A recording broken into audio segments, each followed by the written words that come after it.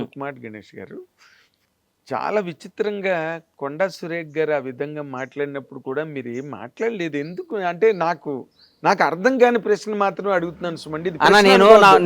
నేను నిబద్ధత గల కాంగ్రెస్ కార్యకర్తని. ఆ!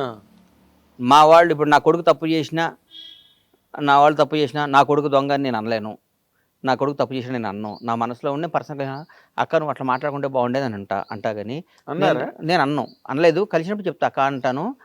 అంతేగాని నేను విపరీతంగా ఎదురు తిరిగి మాట్లాడింది చేయను. అంటే ఎందుకంటే మనం బేసిక్‌గా సినిమా పర్సన్స్‌మి. మీరన్నట్టుగా సినిమా ఇండస్ట్రీని మించిన ఇండస్ట్రీ లేదు. హ్మ్. మనం 30, 35 ఏళ్లుగా ఇంకా నేను ఆవిడకి నేను పర్సనల్ కలిసినప్పుడు చెప్తా అక్క అట్లా అనమాకలే అక్క అని చెప్తా గాని పబ్లిక్ అయిపోయింది. అసలు సమంత గురించి ఆవిడ ఆ విధంగా మాట్లాడడం ఏంటి? నాగార్జున గారి ఫ్యామిలీని ఆ విధంగా రచ్చకెక్కించడం ఏంటి?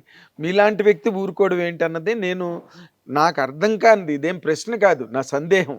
నేను కాంగ్రెస్ మనిషిగా నేనేం మాట్లాడలేనన్న. ఆవిడ అనుకుని ఉంటే బాగుండేది. ఆ! మీరు ఆవిడ పార్టీ అక్క అనుకుని ఉంటే బాగుండేది. పార్టీ చేదే పక్కన పొరపాటు పెట్టి అన్న మనుషులు అన్నాక పొరపాట్లు చేస్తారన్న. అదేదో ఏదో కేటీఆర్ గారి మీద అక్కస్సుతో ఆవిడ ఆ అక్కస్ అంతా డైవర్ట్ చేసి వీళ్ళ భుజాల మీద తుపాకీ పెట్టి కేటీఆర్‌ని పేల్చడానికి ట్రై చేసిన సందర్భం అది. నేను దాని మీద వీడియో కూడా చెప్పాను. చాలా పొరపాటు అది. ఎందుకంటే పోన్లేండి అది ఇది అయిపోయిందిగా అంటే అయిపోయింది. చిన్న కోర్టులో ఉంది వ్యవహారం మనకి ఎందుకులే అన్న. అవునా? కోర్టుకి వెళ్ళారు కదా అవును. సరే చూసుకుంటారు అది. ఓకే. కానీ అట్లాంటి తర్వాత జరగకుండా ముఖ్యమైన విషయం మీరు అసలు సినిమా నిర్మాణం అన్న దానికి మీరెందుకు దూరంగా ఉన్నారు? దూరంగా లేనన్నా హ్మ్. అనుకోకుండా దూరం జరిగింది. అదే మరి. నా గమ్యం నా నా అదంతా సినిమానే. తప్పకుండా సినిమాలు తీస్తా. తప్పకుండా ఇండస్ట్రీని బ్లాక్ బస్టర్లు ఇస్తా. అందులో డౌటే లేదు. అంటే ఎప్పటి నుంచి మీరు నేను అనుకుంటున్నా ఈ మంచి సినిమా తీస్తే అన్న ఎంట్రీ ఎట్లా ఉండాలంటే రీ ఎంట్రీ. ఎంట్రీ కాదు. రీ రీఎంట్రీ ఎంట్రీ. ఎట్లా ఉండాలంటే మామూలుగా ఖైదీ ఉండకూడదు నంబర్ 150 లాగా ఉండాలి. అట్లా ఉండాలి.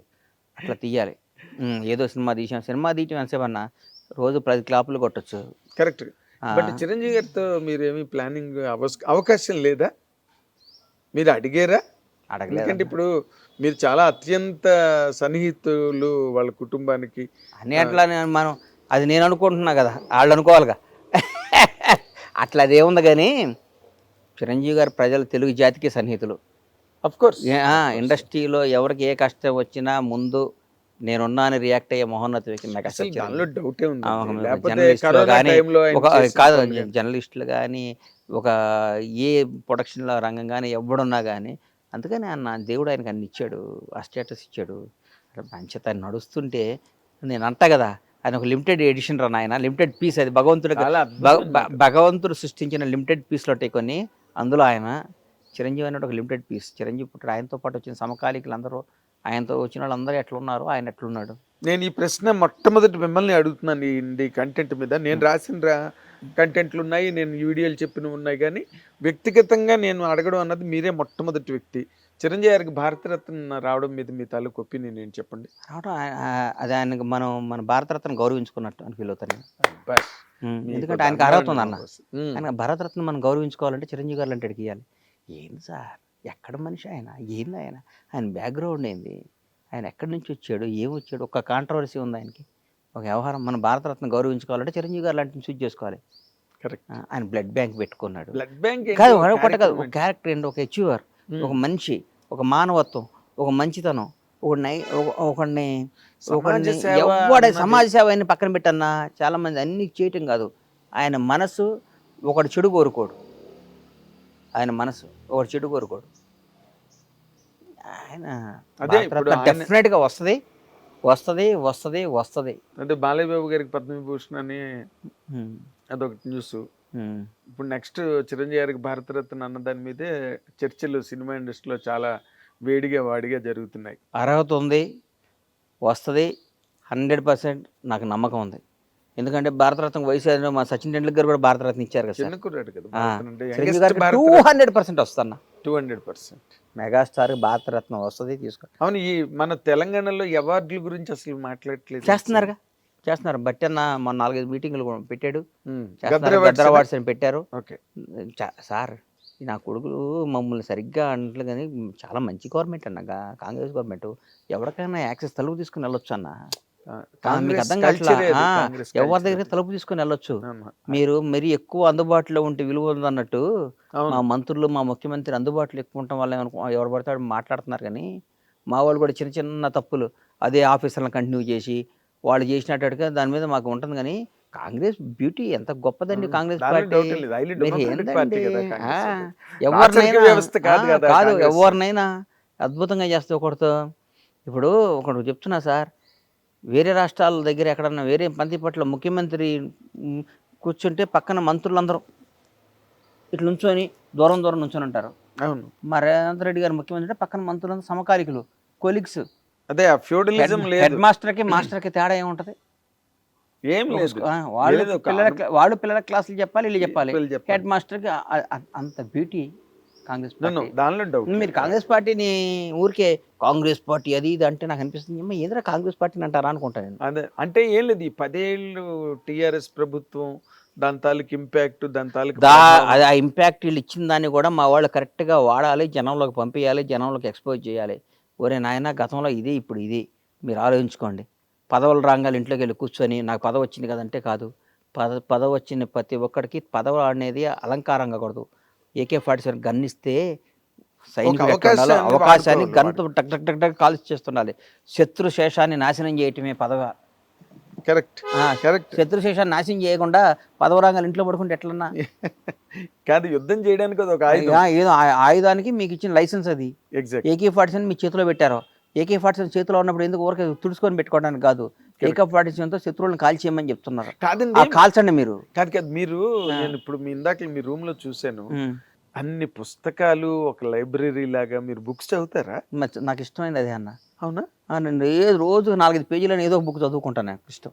అదే మీ అంటే మీ మాటకారితనం మాటకారుతాను కదా, నా బుక్ చదివితే ఏదో వాస్తు చరిత్ర అన్న గొప్పది నాగేంద్రన్న.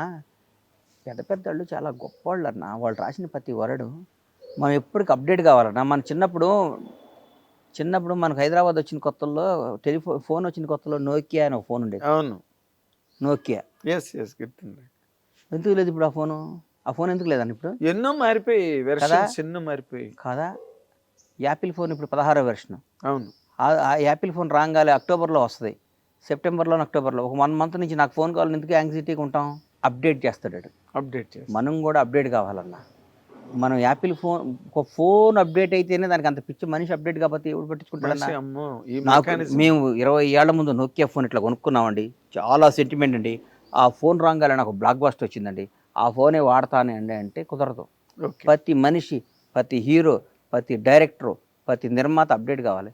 చిరంజీవి గారు మేము వచ్చిన కొత్తలో ఎవరో పెద్ద పెద్ద వాళ్ళు బీరమస్తాన్ రావు వాళ్ళు డైరెక్షన్ చేశారు. ఆ రోజు అప్పట్లో ఖైదీకి కోదండరామరెడ్డి గారు నాకు బ్లాక్ బస్టర్ ఇచ్చాడు. కోదండరామరెడ్డి గారికి ఇప్పుడు ఇవ్వాలంటే కుదరదు. ఈరోజు ఎవడు ఆయన సమాజానికి కావాలని బ్లాక్ బస్టర్, తెలుగు ఇండస్ట్రీకి కావాలని బ్లాక్ బస్టర్, తెలుగు ప్రజలకు కావాలని బ్లాక్ బస్టర్. ఒక బ్లాక్ బస్టర్ ఇస్తే కొన్ని 100,000 కుటుంబాలు హ్యాపీగా ఉండడానికి కావాలి బ్లాక్ బస్టర్. అవును. అందుకని దాని కరెక్ట్ వెపన్ అప్డేట్ అయిన వస్తువుని తీసుకురావాలి. ట్యాబ్లెట్ కొన్నప్పుడు చాలా వాల్యుబుల్లేనన్నా, ఎక్స్పైర్ అయిపోయినాక ఆ ట్యాబ్లెట్ వాల్యూ విషం అవుద్ది కదా. మరి విషాన్ని వేసుకుంటాం. మేము డబ్బులు పెట్టుకున్నాం, ఏదో పొరపాటును మర్చిపోయాం, ఎక్స్పైర్ అయిపోయినా మన దగ్గర పని చేస్తూ వేసుకుంటే ప్రాణం పోద్ది. అట్లాగే అప్డేట్ కాని వాళ్ళు డేంజరస్, అంతేగా, వాస్తవం కదా. అప్డేట్ డైరెక్ట్ ఇప్పుడు ఎవడైనా కసితో ఉన్నట్టుతో పని చేయాలన్నా. అవును. రిలాక్స్ అయినట్టుతో పని చేస్తే ఎందుకు చేయాలి?